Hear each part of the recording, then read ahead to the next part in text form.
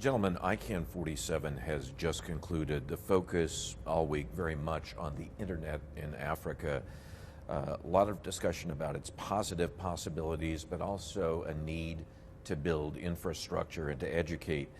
In that context, what are your takeaways from this meeting? Well, I will relate a story. This morning, a number of us had the distinct opportunity to go to a township here in Durban to paint a school. And as we arrived and we sang happy birthday, it's Mandela Day here today, I was whisked into a classroom of 30 or so 14-year-olds to talk to them. And of course, my opening question was, how many of you have heard about the internet? Only one child raised his hand. I could not believe it. I thought maybe I couldn't communicate, so I probed further. Only one child said, yeah, my mom uses it. They're 14-year-olds in a township in Durban, eager to learn, wonderful faces, great spirit, but no connectivity. So I'm glad to say that through the great work of Zadna, our partners and our host here, a commitment was immediately made to the school, to the principal, that a computer lab will be connected to the internet, and it will all be paid for the next 2 years. Frankly, more of this should happen. More of us at ICANN meetings need to engage with the local community. This was a great first, and I hope we keep doing this moving forward. Steve, picking up on what Fadi just said, at the opening ceremony, you stressed the desire for ICANN to remain empathetic even as it expands globally. Talk to me about that. Yeah, actually, let me expand in two ways. As an organization, one of the opportunities that we have, because we're not a government organization or embedded in a bigger bureaucracy, is to not only do our job well, and I've stressed in the past effectiveness and efficiency, but I realized that it's possible that you can be effective and efficient and be cold and distant and difficult to deal with. And that's not what we want. We want exactly the opposite. We want to be a positive experience in dealing with us. The other aspect, though, which I think relates very strongly to what Fadi has just said, is that a very important part of us is that we are not a single actor. We're part of an internet ecosystem. We interact with other organizations, and we cannot be successful unless the entire ecosystem is successful. So it's exactly this kind of an engagement with the community, and in this case, a school in Durban, but in general with the broader community, and to work in partnership, both with our near partners like the supporting organization CCNSO, which has got a special place in my heart, or more broadly throughout the entire internet ecosystem. I mean, Brad, the facts are clear. Only 1 in 6 people in Africa are connected to the internet. There's a lot of work to do. We, ICANN, and our community, as Steve said, must increase our commitment to serving and growing the use of the DNS and the internet and the servicing of the new businesses and the new growth that is being seen in Africa. But on the good side, Africa is now the fastest growing continent in GDP terms. It is also a continent that is seeing a huge growth in schooling. Post-secondary schooling enrollment has grown by nearly 48% in the last 8 years. So this is the trends are all there. The engines of economic growth are there. We need to be here and supportive of the areas that have the most difficulties and need our help, not stay away from this. Now, we must still do this within the remit of ICANN. This is not about ICANN expanding its mission. It's about doing it within our mission, but doing it with our resources, doing it with our great spirit, the spirit of an organization that has empathy. So what you're saying, Fadi, is it would be unfair to simply look at those low penetration rates, internet penetration rates. One also has to look at those growth numbers. Yes, absolutely. Africa is now, frankly, leading the world in growth. And all of the eyes of the world are on the African engine right now. And frankly, unlike past spurts in African growth, all the experts agree now that Africa's growth seems quite sustainable and quite real. And as many factors support why the growth is happening. So I'm very pleased, and I think Africa will remain on ICANN's strategy focus. Our efforts here have to grow.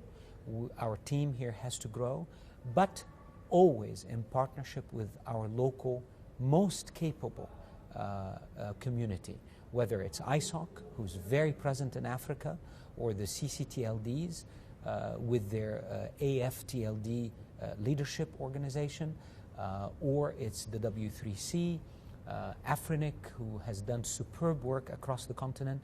All of them are here. We want to join them and put our efforts and our hands with them. Fadi, also at Monday's opening events, we had a ceremonial signing for the registrar and registry agreements. Tell me, how important is this in terms of a milestone for the GTLD program?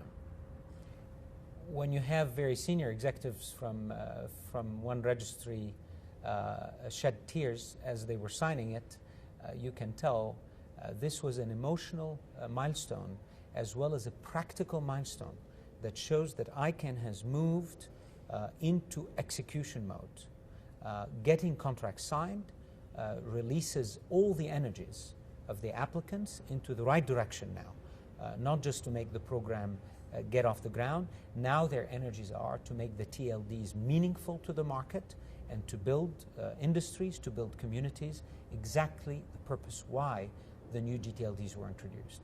So indeed, I believe this is a huge milestone and one that puts the program, frankly, in positive territory, moving towards that last mile, which, as we discussed and committed to, we are confident will happen towards the end of this year.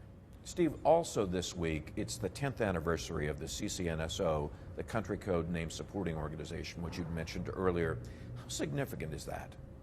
We have contractual relationships and hence very frequent and extensive interactions with the GTLD space, with the generic names. But the country code top-level domains, there's a couple hundred of them. They are an enormous wealth of diversity, of richness, of depth in every dimension, in culture and in experience and operational capability. And I think that they are the real backbone of the internet DNS infrastructure. And they're both interdependent with each other and independent. And as I say, I think that they provide a great source of insight and expertise. So I've always looked to them as strong partners, as strong colleagues, and so this is their, as you said, their 10th anniversary, and I thought that that's quite noteworthy and worth celebrating.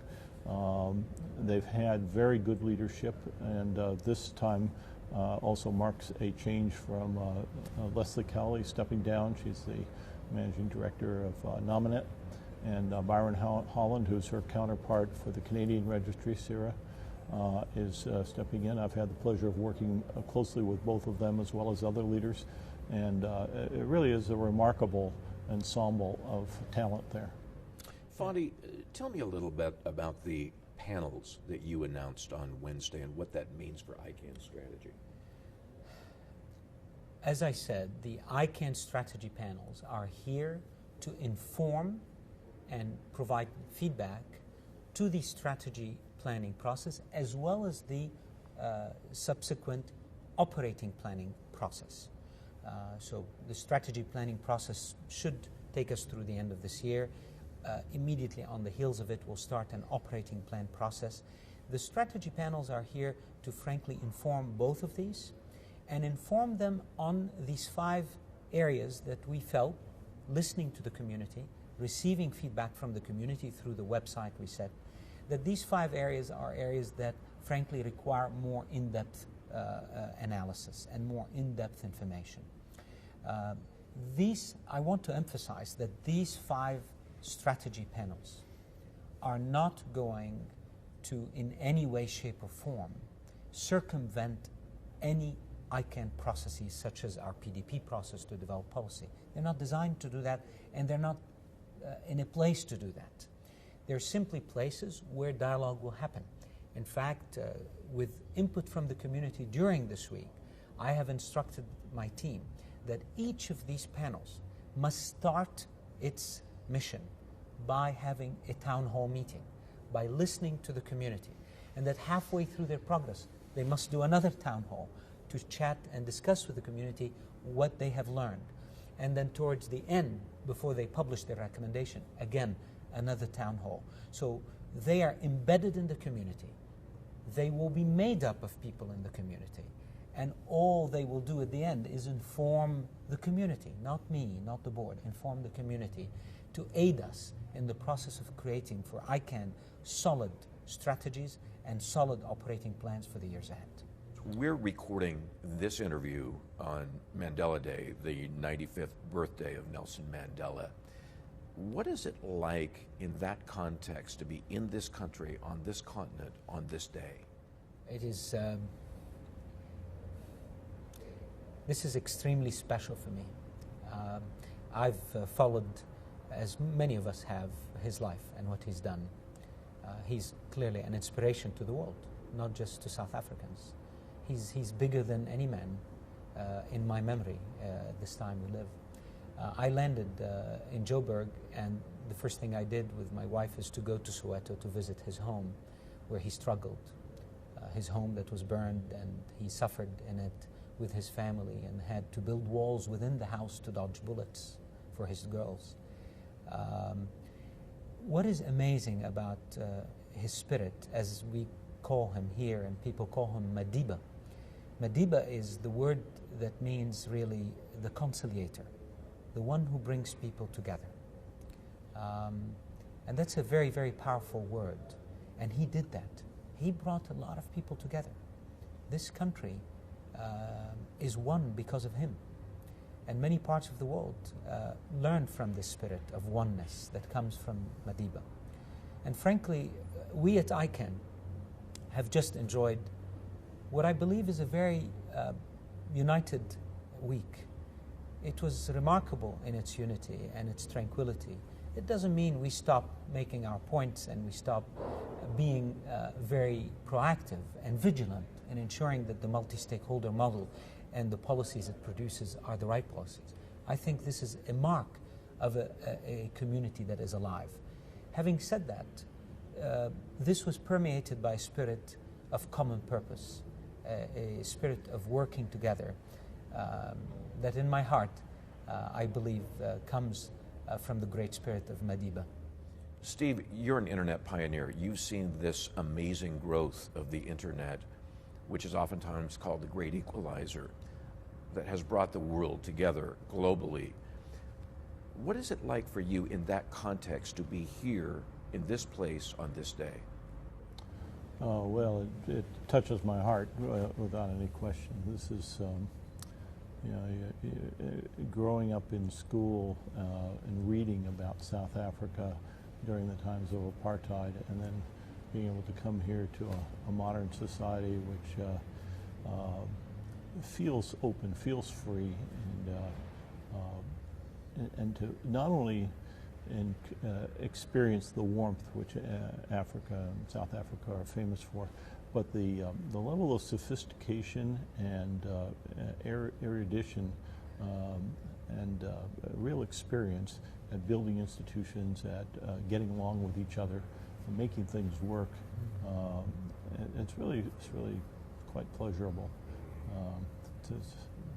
It marks you. Gentlemen, thank you very much. Thank you. Thank you.